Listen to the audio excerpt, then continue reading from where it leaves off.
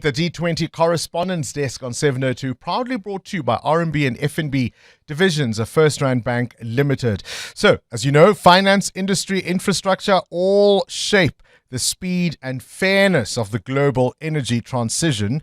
And while green finance is becoming well understood, what does transition finance actually mean, particularly in the African context?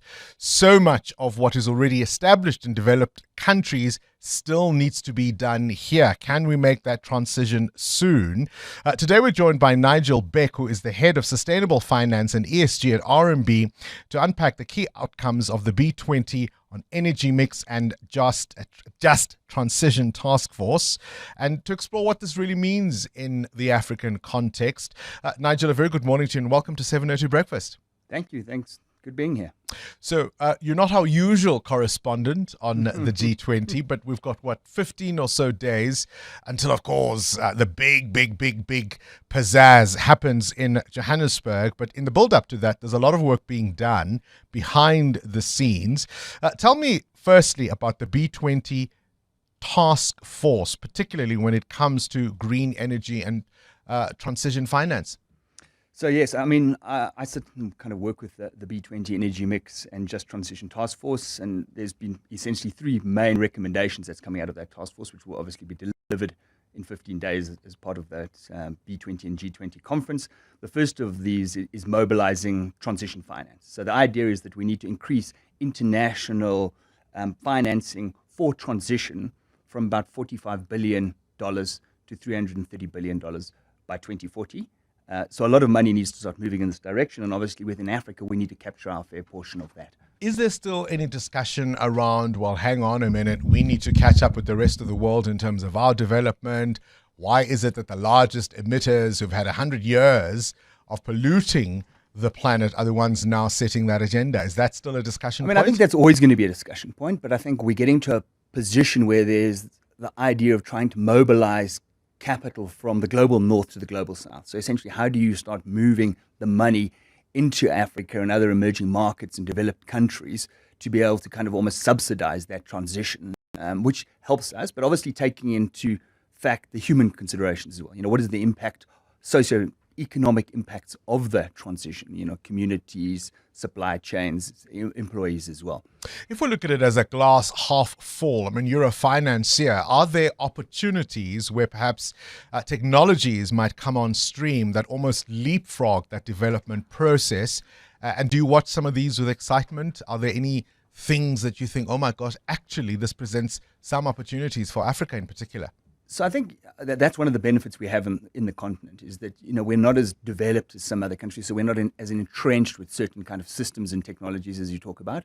I think there's an ability definitely for us to leapfrog them. And that idea is that if you take that capital, you mobilize that, put it into elements of kind of research and development, the likes of green hydrogen, kind of energy efficiency, green vehicles, et cetera, a lot of the things that we're actually talking about, but we actually need to kind of make them realize and actually, finance and move them forward quite extensively. It's one thing to talk about funding from the global north, but are some of these ideas worthy on their own as business ideas, and is there investor appetite for them?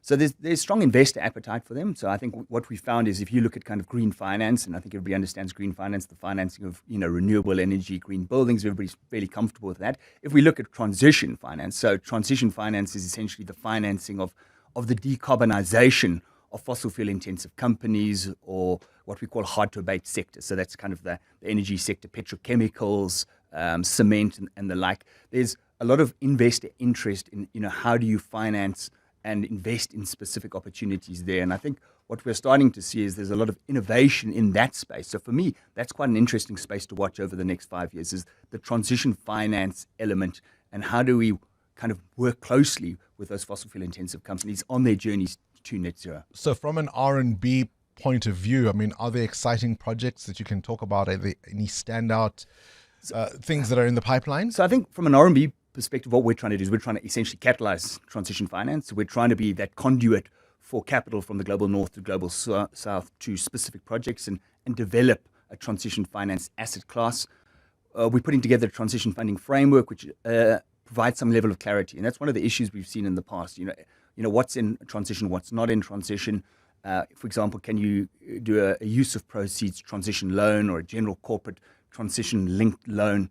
And how do we drive that capital? But we are starting to see a lot of small projects that are starting to come through that are very much aligned to transition. And, essentially that portfolio is starting to grow, that it's becoming somewhat meaningful. How much is the role of the US a factor here? The withdrawal from the Paris Agreement, for example, does that mean the biggest economy has kind of put its foot off the pedal, as it were, or has the rest of the world just simply moved on with or without?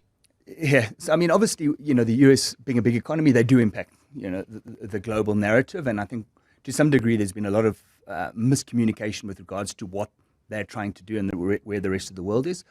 My perception, and having worked extensively with the rest of the banks globally, is everybody's continuing as normal. So, if you think about even China, China stepped up to the plate extensively. Europe's continuing with what they're doing. The interesting thing is, actually, probably 10 years ago, China weren't at the table. Now they're actually leading the discussions on the green. Most of electric vehicles, batteries, renewable energy actually coming out of China. So there's a commercial imperative for most of these countries. So there is a business case to be made, and yes, whenever there's a vacuum, somebody is going to fill it. Appreciate your time. Nigel Beck is the head of Sustainable Finance and ESG at RMB. Hosted for the first time on the African continent, this G20 in 2025 will focus on solidarity, equality, and sustainability. And the G20 Correspondence Desk brings you the latest news and insights around the summit. And it's proudly brought to you by RMB and FNB, divisions of First Rand Bank Limited, an authorized financial services and registered credit provider.